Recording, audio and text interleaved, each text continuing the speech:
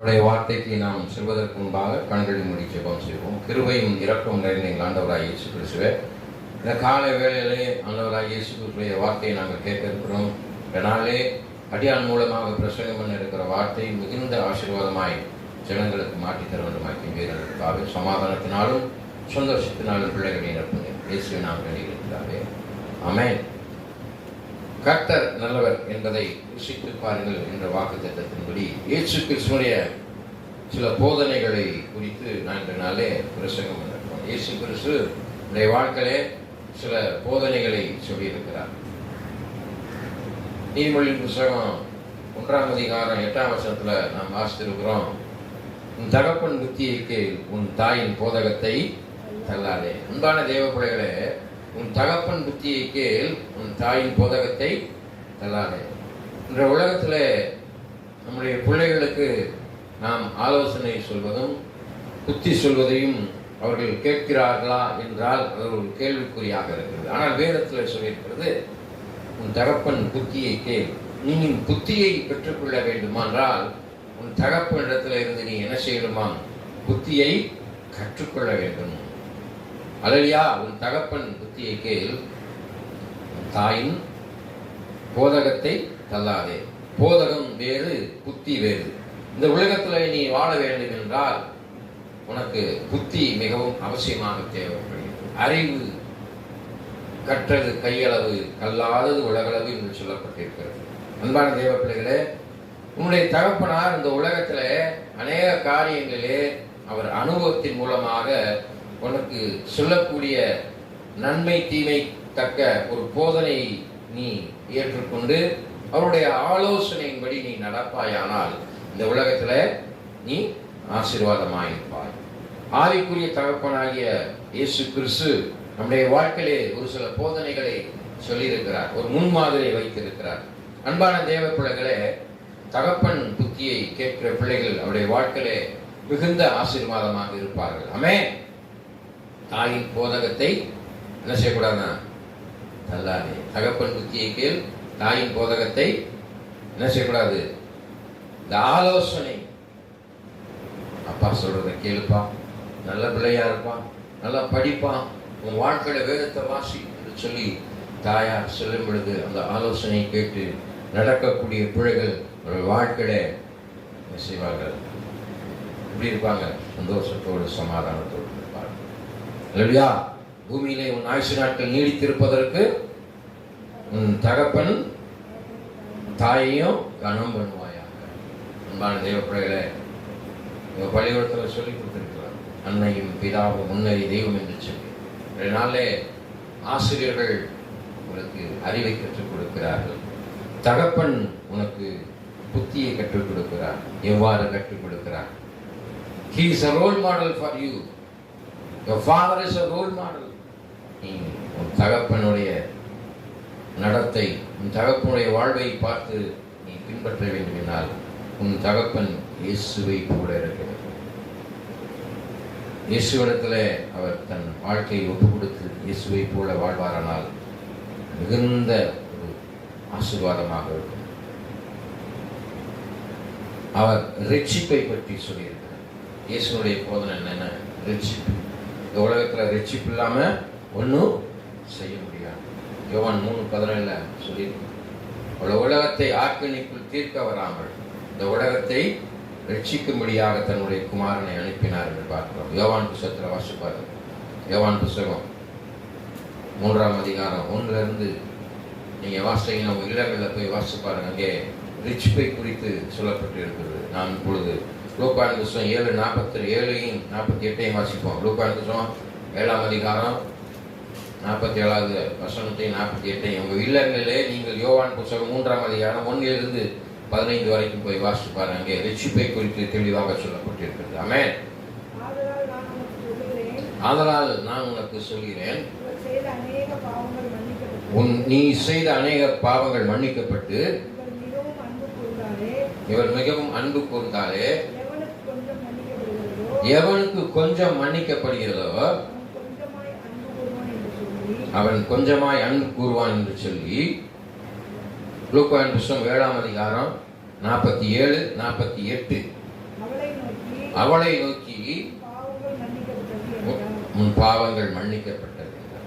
அன்பான தேவர்களே, இதில் நீங்க தெரிந்து கொள்ளக்கூடிய காரியம் என்னவென்றால், பாவம் மன்னிக்கப்பட்டால் நீ ரட்சிக்கப்பட முடியும். ஆமென். எவன் ஒருவன் தன் பாவத்தை அறிக்கையிட்டு விட்டு விடுகிறானோ அவனுடைய பாவம் மன்னிக்கப்படும். அன்பான தேவ பிள்ளைகளே, நீங்க அறிக்கையிட்டு விட்டுக்கிட்டா தான் ஒரு பாவம் மன்னிக்கப்படும்.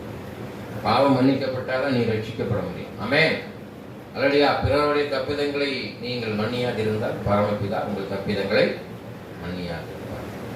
அவர் சிலுவையில் சொல்றார், பிதாவே தாங்கள் செய்வது இன்னதென்று அறியாது இருக்கிறார்கள், இவர்களை இயேசுவை சிலுவையில் அடியும் என்று சொல்கிற ஜனங்களை பார்த்து அவர் சொல்கிறார். ஆமென். பிதாவே தாங்கள் செய்வது இன்னதென்று அறியாது. இந்த உலகத்துல இயேசுக்கு விரோதமாய் பேசிக் கொண்டிருக்கிற அன்பான தேவ பிள்ளைகளே, கிறிஸ்தவத்தை நடைமுறைப்படுத்தாத கிறிஸ்தவர்களே, நீங்க உங்க பாவத்தை அறிக்கையிடுங்க. கிறிஸ்தவத்துவ வாழ்க்கையை நடைமுறைப்படுத்து. அப்பதான் நீ ரட்சிக்கப்பட முடியும். கிறிஸ்துவை நீ நடைமுறைப்படுத்தலைன்னா ரட்சிக்கப்பட முடியாது. ஆமென். Confess yourself.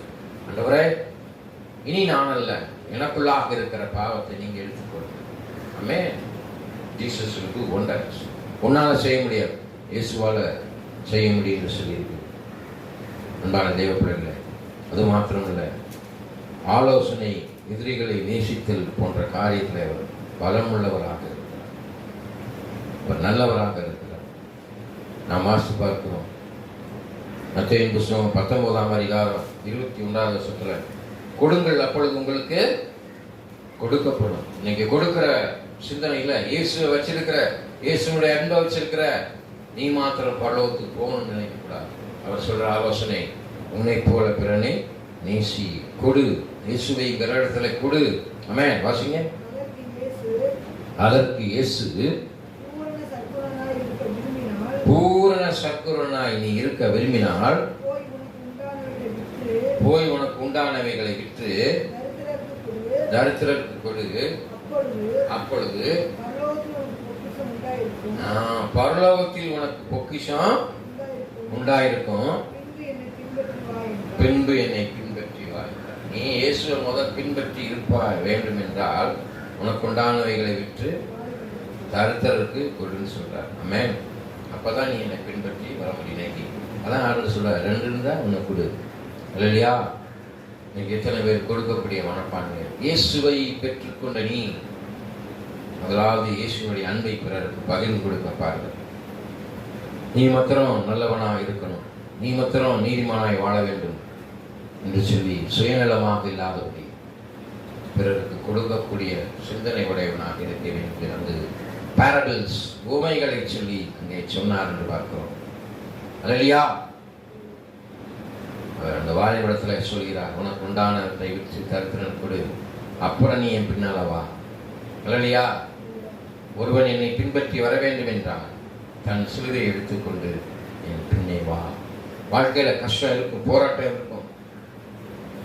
சும்மா பிளஸ் ஒன் பாஸ் பண்ணிட முடியாது. அன்பான தேவ பிள்ளைகளே, you have to work hard. கடினப்பட்டு நீ படித்து முயற்சி செய்தால்தான் நல்ல மதிப்பெண் பெற முடியும். ஆமென். வெற்றி பெற முடியும். இல்லை என்றால் வாழ்க்கையில பிசாசு என்ன செஞ்சிடும்? யாரை விழுங்கலாம் என்று வகை தேடிக் கொண்டிருக்கிற பிசாசு நம்மளை தோல்வியின் பாதைகளை தள்ளிவிடும். நானும் ஒரு ஜீவன் உண்டாயிருக்கும், அந்த ஜீவன் பரிபூர்ணப்பட வந்தேன். I will make you happy. பரிபூர்ணப்படும்படியாக, சந்தோஷப்படும்படியாக உன் வாழ்க்கையிலே கொடு கொடு கொடு கொடு. கொடுப்பதில் ஒரு சந்தோஷம். இயேசுவை கொடு, உனக்குண்டானவற்றை கொடு, நீ என்னை பின்பற்றுவார் என்ற ஆலோசனை அங்கே பார்க்கிறோம். அன்பான தேவ பிள்ளைகளே, இடத்துல இருக்கிற காரியத்தை பிறருக்கு கொடுங்க. பொருள் இருக்கலாம், பொண்ணு இருக்கலாம், ஆனால் கொடுக்க மனசு இல்லைன்னு சொன்னா பரவத்துக்கு போக முடியாது. உனத்துல ஒண்ணுமே இல்லைன்னு சொல்லி நீ நினைத்தாலும் இயேசுனுடைய அன்பை பிறருக்கு சொல்லு. ஐயோ இவன் பாவத்தில் இருக்கிறான், ஐயோ இவன் சாபத்தில் போய் விடுவான், நரகத்திற்கு சென்று விடுவான், குடிப்பழக்கத்திலிருந்து அவனுக்கு விடுதலை பெற வேண்டும் என்றால் குடிக்காத. அன்பான தேவ பிள்ளைகளே, அன்பான சகோதரர்களே, சகோதரியே, குடிப்பழக்கத்திலிருந்து ஆண்டவர் விடுதலை கொடுக்கும்படியாக இயேசு சொல்லியிருக்கிறார்.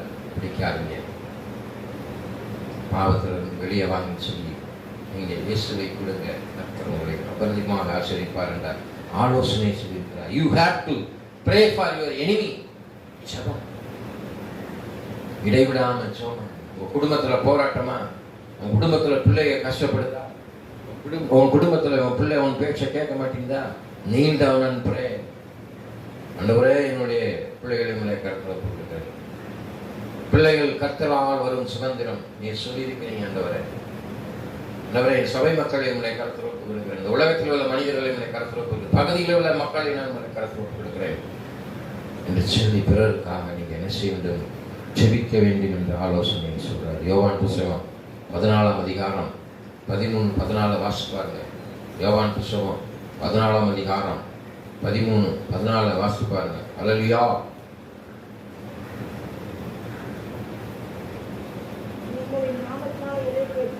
நீங்கள் என் நாமத்தினாலே எதை கேட்பீர்களோ குமாரனில் பிதாமை, நீ எதை கேட்டாலும் தேவ நாமம் மகிமைப்படும்படியா கேட்கவேன்னு சொல்லியிருக்காரு. அப்ப இங்க என்ன சொல்றாரு பாருங்க, நீங்க என் நாமத்தினால எதை கேட்பீர்களோ குமாரன் நாமம் தேவன் மகிமைப்படும்படியாக அதை செய்வேன். என் நாமத்தினாலே எதை கேட்டாலும் நான் அதை செய்வேன். இயேசு கிறிஸ்து நாமத்தினால தான் கேட்கணும். நீ வாட்டுக்கு மட்டும் கேட்டக்கூடாது. ஆண்டவருக்கு தெரியும் உனக்கு எது கொடுக்கணும், எது கொடுக்கணும் கூடாது. அப்ப தேவ நாம மகிமைப்படும்படியாக, தேவ நாமம் தூஷிக்கும்படியாக உனக்கு கொடுக்க மாட்டார். ஆமென்.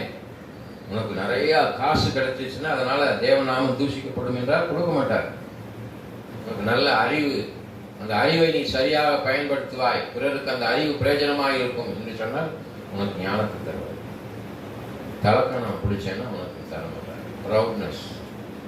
ரெடியா? 14 வாசித்தீங்களா? 13, 14 வாசித்தீங்க.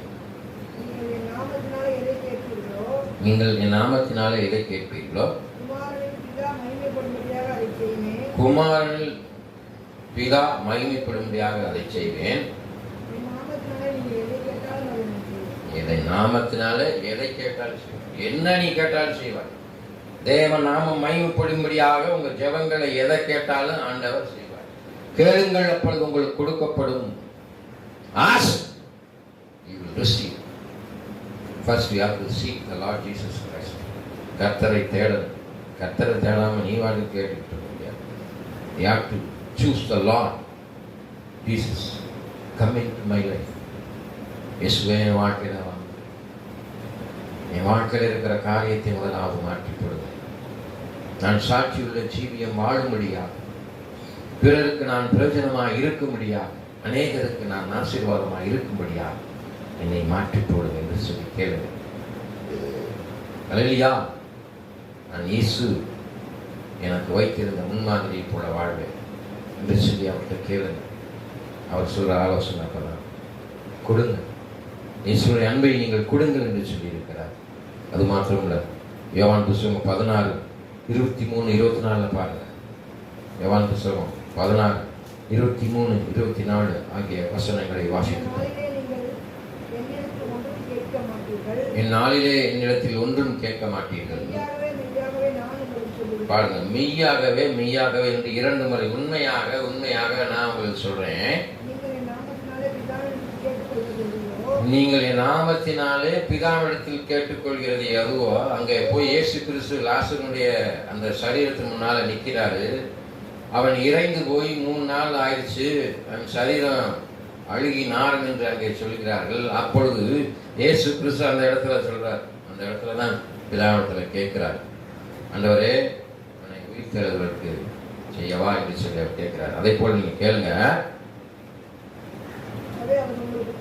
அதை அவர் உங்களுக்கு தருவார். யாரு? பிதாவினுடைய சித்தத்தின்படி நீ செய்வதற்கு பிதாவிடத்துல நீ கேட்கணும். இயேசுவின் மூலமாக கேளு. இதுவரைக்கும் நாமத்தினால ஒண்ணுமே கேட்கல. கேளுங்கள், அப்பொழுது உங்கள் சந்தோஷம் நிறைவாகும்படியாக. இன்னைக்கு எத்தனையோ பேர் சந்தோஷம் இல்லாம நிறைவாக அவர்கள் கேட்கக்கூடிய காரியத்துல பெற்றுக்கொள்ளாதபடி இருப்பதற்கு காரணம் என்ன? காரணம்னா தேவ நாமம் மகிமைப்படும்படியாக கேட்கணும். கர்த்தர் என் விண்ணப்பத்தை கேட்டார், கர்த்தர் என் ஜெபத்திற்கு பதில் கொடுப்பார். ஆமென். விசுவாசிக்கணும். விசுவாசித்து நம்பிக்கையோட தேவநாமம் மகிமைப்படும்படியாக கேட்கணும். நீ கேட்கிற காரியம் தேவநாமம் தூஷிக்கும்படியாக கேட்கக்கூடாது. அப்பொழுது உங்களுக்கு கொடுக்கப்படும் என்று நீ செபிக்க வேண்டும். தேவநாமம் மகிமைப்படும்படியாக செபிச்சாதான் கிடைக்கும். சும்மா வீணான வார்த்தைகளை போட்டு ஆண்டவரே சொல்லி 1 மணி நேரம் ஜெபம்னாலும் அது பிரயோஜனம். ஷார்ட் அண்ட் ஸ்வீட், ரத்தன சுருக்கமாக ஆண்டவரிடத்துல கேளுங்க. ஏன்னா அவருக்கு தெரியும் நீ வேண்டுவதற்கும் வேண்டிக் கொள்வதற்கும் முன்பாக உன் நினைவுகளையும் உன் சிந்தனையும் நான் அறிந்திருக்கிறேன். அப்ப தேவநாமம் மகிமைப்படும்படியாக நீ கேட்பாய், அப்பொழுது உனக்கு கொடுக்கப்படும். மத்தேயு 5:23-24. மன்னிப்பு. இந்த உலகத்துல மன்னிப்பு மாதிரி ஒரு பெரிய தண்டனை எதுவுமே இல்லை. இல்லையா? யோவான் புத்தகம் 5:23-24. மத்தேயு புத்தகம் 5:23-24. ஆகையால் பலிபீடத்தில் உன் காணிக்கையை செலுத்த வந்து உன் பேரை உன் சகோதரத்தில் குறை உண்டு என்று அங்கே நினைவு கூர்வாயில் அங்கேதானே உன் பலிபீடத்தில் உன் காணிக்கை வைத்து விட்டு போய் முன்பு உன் சகோதரனுடைய ஒப்புரவாகி பின்பு வந்து உன் காணிக்கை. அதான் எவன் ஒருவன் தன் பாவத்தை அறிக்கையிட்டு விடுகிறானோ அவனுடைய பாவம் மன்னிக்கப்படும். பிறருடைய தப்பிதங்களை நீங்கள் மன்னியாதிருந்தால் பரமபிதா உங்கள் தப்பிதங்களை என்ன செய்ய மாட்டார், மன்னிக்க மாட்டார். அங்கே ஓமைகளாக சொல்றார், உன் காணிக்கை நீ ஆண்டவருக்கு என்று கொடுக்கறதுக்கு முன்னால பலிபீடத்தில் வச்சுட்டு உன் சண்டையை சச்சரவெல்லாம் மாறி போய் உன் சகோதரத்திலேயோ மன்னிப்பை கேளு. ஆமென். அப்போதுதான் உன் காணிக்கை அங்கீகரிக்கப்படும். அல்லேலூயா. Price Jesus. அதே மத்தேயு புத்தகம் 6:14-15 வாசிப்பாரு. மத்தேயு புத்தகம் 6:14. மனுஷனுடைய தப்பிதங்களை நீங்கள் அவர்களுக்கு மன்னித்தால் பார்த்தீங்களா, உங்கள் பரமபிதா உங்களுக்கு மன்னிப்பார். 15 வாசிங்க. மனுஷனுடைய தப்பிதங்களை நீங்கள் அவர்களுக்கு மன்னியாதிருந்தால் உங்கள் பிதா உங்கள் தப்பிதங்களை மன்னியாதிருப்பார். அன்பான தேவப்பிள்ளைகளை உங்க வாழ்க்கையில் நினைச்சுக்கோங்க. பிதாவிடத்தில் நீங்க மன்னிப்பை பெற வேண்டும், தேவ ராஜ்யத்தை சுதந்திரித்துக் கொள்ள வேண்டும், ரட்சிக்கப்பட வேண்டும் என்றால் இயேசு கிறிஸ்து சொல்ற ஆலோசனையை கேட்கணும். முதல்ல மன்னிப்பை பெற்ற பிள்ளைகளாக இருக்கணும். அல்லேலூயா. இயேசு கிறிஸ்து அதான் செஞ்சார். இந்த பிள்ளைகள்லாம் மேலே வரணும் என்ற நல்ல சிந்தனை கொண்டவராக இருந்தார். சிலுவையின் மரண பரியந்தம் தம்மை தாமே தாழ்த்தி அவர்களை என்ன செஞ்சாரு? இதாவே தாங்கள் செய்வது இன்னதென்று அறியாதிருக்கிறார்கள், இவர்களை மன்னியும். ஏன்னா அவங்களும் மேலே வரணும்னு சொல்லி நல்ல சிந்தனை உடையவராக இயேசு கிறிஸ்து இருந்ததை போல நீங்களும் நல்ல சிந்தனை உடையவர்களாக இருக்க வேண்டும், மன்னிக்க வேண்டும். அல்லேலூயா. முதலாவது நம்முடைய வாழ்க்கையிலே ஆண்டவரை தேட வேண்டிய காரியம். அது வீடுகளில் போய் சென்று வாசிப்பார். மத்தேயு 6:25-34 வரைக்கும் போய் வாசிப்பார். முதலாவது தேட வேண்டிய காரியம். அதில் ஒரு சில வசனங்களை நாம் வாசிப்போம். 25 வாசிங்க. பார்த்தீங்களா, அதை சொல்லியிருக்கு. எண்ணத்தை உண்போம், எண்ணத்தை சாப்பிடுவோம், எண்ணத்தை கொண்டு போக போகிறோம். உங்கள் ஜீவனுக்காகவும் சரீரத்துக்காகவும் கவலையே படாதீங்க. என்னத்தை சாப்பிட போறோம், என்னத்தை உடுத்த போறோம், இதை குறித்து கவலைப்படாதீங்க. கர்த்தர் உங்களுக்கு எல்லா தேவைகளையும் சந்திக்கக்கூடியவராக இருக்கிறார். இதை நீங்க வீடுகளில் சென்று முழுதாக வாசித்து பாருங்க. கர்த்தர் என அறிக்கையிடுவதை பற்றி அவர் ஆலோசனை சொல்றார். மத்தேயு புத்தகம் 10:32-33 பார்த்தீங்கன்னா இயேசு கிறிஸ்து ஆலோசனை அங்கே சொல்லப்பட்டு இருக்கிறது. மனுஷர் முன்பாக என்னை அறிக்கை பண்ணுகிறவன் எவனோ அவனை பரலோகத்திலே என் பிதாவுக்கு முன்பாக நானும் அறிக்கை பண்ணுவேன். ஆமென். மனுஷர் முன்பாக என்னை மறுதலிக்கிறவன் எவனோ பரலோகத்தின் முன்பாக நான் அவனை. அன்பான தேவ பிள்ளைகளை, மனுஷர் முன்னால், அந்த உலகத்தில் இருக்கிற மனிதருக்கு முன்பாக இனி என் வாழ்க்கையில் இயேசுதான் நல்லவர் என்று சொல்லி அறிக்கை செய்யும். Jesus is the only God. He will lead me. நானே வழியும் சத்தியமும் ஜீவனுமாய் இருக்கிறேன். என்னை அல்லாமல் ஒருவனும் பிதாவிடத்தில் வரான். இந்த வார்த்தையை நீங்கள் வலுவாக்கி கொண்டு அவர் சத்தியமாக இருக்கிறார், என் வாழ்க்கையில் ஜீவனாக இருக்கிறார் என்று சொல்லி மனுஷர் முன்பாக அறிக்கையிடுங்க. பரலோகத்தில் தேவன் பிதாவின் முன்பாக அறிக்கையிடுவார். He is my son. ஆண்டவரே, என்னுடைய பிள்ளை, இவனை தேவ ராஜ்யத்திற்கு என்று அழைத்து செல்லும் அவர் அறிக்கையிடுவார். ஆமென். He will confess you. அதே வசனம் சொல்லு. யோவான் 9:38 வாசிப்பார். யோவான் 9:38. அல்லேலூயா.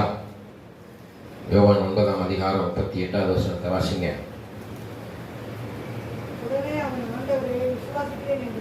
உடனே ஆண்டவரே நான் விசுவாசிக்கிறேன் என்று சொல்லி அவரை பணிந்து கொண்டான். விசுவாசிக்கணும்.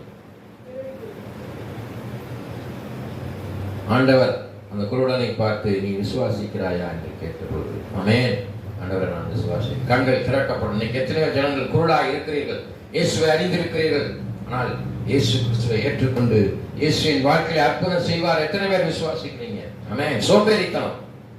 அல்லேலூயா. வாழ்க்கையில் ஆண்டவருடைய வார்த்தையை வாசிப்பதில்லை, ஆண்டவருடைய வார்த்தையை தெரிந்து கொள்வதில்லை, ஜெபம் செய்வதில்லை, லேசினஸ். ஆமென். அவருடைய வார்த்தையை சிந்தனையில வாசிங்க. இரவும் பகலும் வேதத்தில் தியானமாக இருக்கிற மனுஷன் பாக்கியவான். கர்த்தரை தேடுவோருக்கோ ஒரு நன்மையும் குறைவும் வராது. ஆமென். அறிக்கை விசுவாசிக்கிறேன். நீ விசுவாசித்தால் தேவனுடைய மகிமை காண்பாய். இந்த குருடன் தேவனுடைய மகிமை காண்பான். இந்த உலகை காண முடியாதபடி பிறவி குருடாக இருந்த குருடனுடைய கண்கள் திறக்கப்பட்டது. இன்னைக்கு எத்தனையோ இதை பார்த்துக் கொண்டிருக்கிற அன்பான தேவ பிள்ளைகளை உங்கள் மனங்கள் குருடாக கிடக்கிறது. மனங்கள் திறக்கும்படியாக ஆண்டவரத்தில் அறிக்கையிடுங்க. கண்கள் திறக்கப்படும், மனக்கண்கள் திறக்கப்பட்டு தேவ நாமம் மகிமைப்படும். ஆமென். மார்க் புத்தகம் 5:19. மார்க் புத்தகம் 5ஆம் அதிகாரம் 10ஆம் வசனம். சாட்சி கொடுத்த உன் வாழ்க்கையில உங்களுடைய ஜீவியம் எப்படிப்பட்டதா இருக்குது என்று சாட்சி கொடுங்க. ஆமென். இயேசு இந்த உலகத்திற்கு ஒரு சாட்சியை கொடுத்து சென்றார், ஒரு முன்மாதிரியை விட்டு சென்றார். ஆமென்.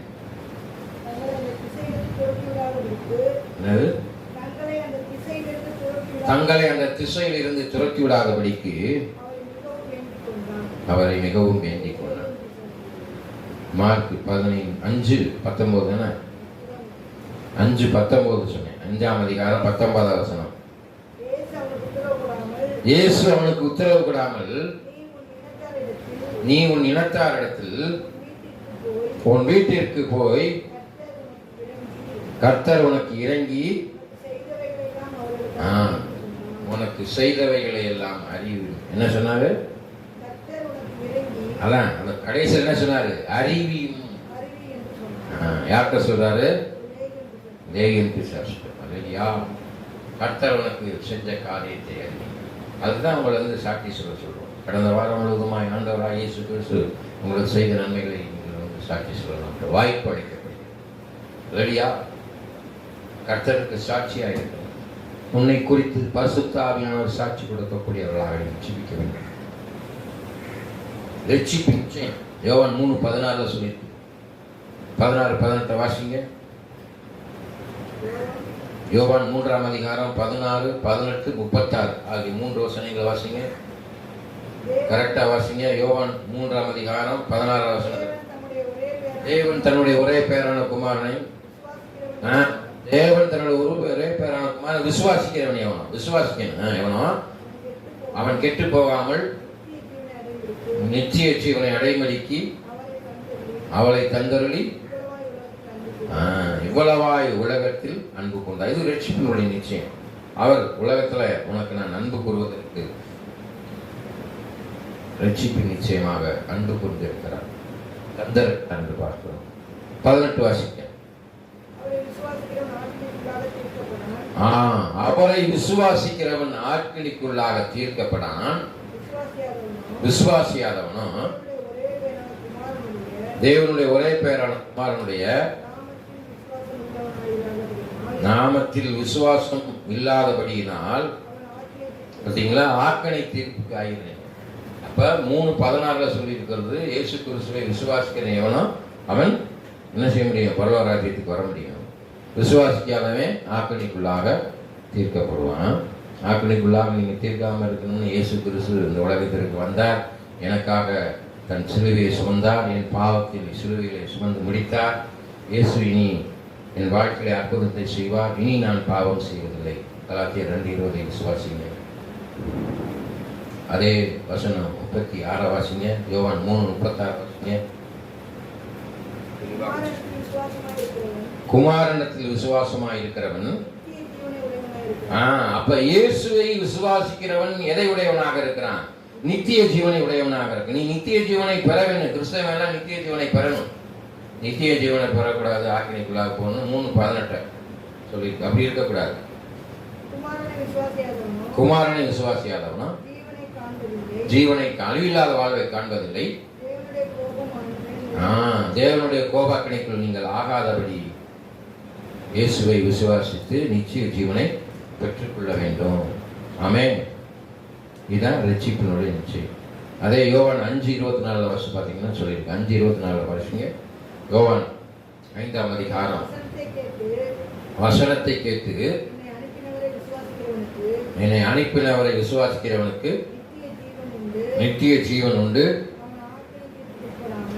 ஆக்கினி தீர்ப்பு உட்படாமல் பார்த்தீங்களா, மரணத்தை விட்டு நீங்கி ஜீவனுக்கு உட்பட்டு இருக்கிறான் என்று மெய்யாகவே மெய்யாகவே அழிவில்லாத ஜீவனுக்கு உட்பட்டு இருக்கிறான். மரணத்தை விட்டு நீங்கி ஆக்கினி கடலுக்குள் தள்ளப்படாதபடி மரணத்தை விட்டு நீங்கி அவன் நித்திய ஜீவனை பெறுவான் என்று மெய்யாகவே மெய்யாகவே என்று சொல்லி ரட்சிப்பின் நிச்சயத்தை குறித்தவர் தெளிவாக சொல்லியிருக்கிறார். இல்லையா அன்பான தேவ பிள்ளைகளே, நம்முடைய வாழ்க்கையிலே சோதனையின் உதவி வரும். லூக்கா புத்தகம் 12ஆம் அதிகாரம் 1-11ஆம் அதிகாரம் 12ஆம் அதிகாரம் 11-12 வசனத்தை வாசிங்க.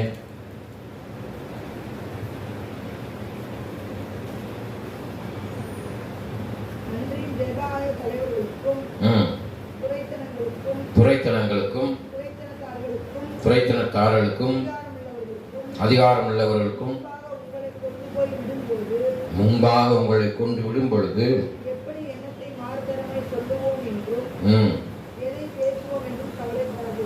எதை பேசுவோம் என்று கவலைப்படாதீர்கள். இயேசு உங்களிடம் பேசுவார். ஆவியானவர் உங்களை வழிநடத்துவார். நீங்கள் பேச வேண்டியவைகளை பரிசுத்த ஆவியானவர் பேசுவார். அந்நேரத்தில் உங்களுக்கு போதிப்பார். அன்பான தேவ பிள்ளைகளே, பெரிய ஆளு, பெரிய அதிகாரி நினைக்காதீங்க. ஆவியானவர் உனக்குள்ள இருக்கும்போது உன்னுடைய பேச்சிலே தடுமாற்றம் இருக்காது. சிந்தனை தெளிவாக இருக்கும். இப்போ உனக்குள்ளாக பரிசுத்தாமல் இருக்கிறது. கண்களின் ஜெபம் செய்வோம். மகா இரக்கமும் கிருபையும் நிறைந்த எங்கள் ஆண்டவராய் இயேசு கிறிஸ்து, இந்த காலை வேளையிலே இயேசு கிறிஸ்துடைய போதனைகள் சிலைகளை குறித்து நாம் தியானித்து வந்ததற்காக அதற்காக நன்றியப்பா. கொடுத்த ஜெபம், மன்னிப்பு, உபாசம், முதலாவது ஆண்டவரை தேடுவர், கர்த்தரின் அறிக்கை, சாட்சி கொடுத்தல், வெற்றிப்பின் நிச்சயம், ஆவியானுடைய வழிநடத்தல், சோதனை, இப்படிப்பட்ட காரியங்களை ஆண்டவராய் இயேசு கிறிஸ்து எங்களுக்கு ஆலோசனையை கொடுத்ததற்காக நன்றி. இந்த வேதவசனம் மூலமாக பிள்ளைகள் இயேசுவை பிடித்துக் கொண்டு தேவநாமம் மகிமைப்படும்படியாக, தேவநாமம் தூஷிக்கும்படியாக அல்ல, தேவநாமம் மகிமைப்படும்படியாக சிவத்தில் இவைகளை கேட்டுக்கொள்கிறார். அவர்கள் பெற்றுக்கொள்ள உதவி செய்யும். மீட்பரும் நிச்சயமாக இயேசு கிறிஸ்து நான் பேணிக்கொள்கிறேன். சிவத்தப்பனே ஆமென். என் ஆத்துமாவே கர்த்தரை சுத்திரி, என் முழுமையாக பரிசுத்த நாமத்தை சுத்திரி. என் ஆத்துமாவே கர்த்தரை சுத்திரி. கர்த்தர் செய்த சகல உபாரங்களை பரவாதே. ஆமென். நம் ஆண்டவராகிய இயேசு கிறிஸ்துவின் கிருபையும் பிதாவாகிய அன்பும் பரிசுத்த ஆவியின் வழிநடத்தும் இப்பொழுதும் சதா காலம் இருப்பதாக. ஆமென். கர்த்தர்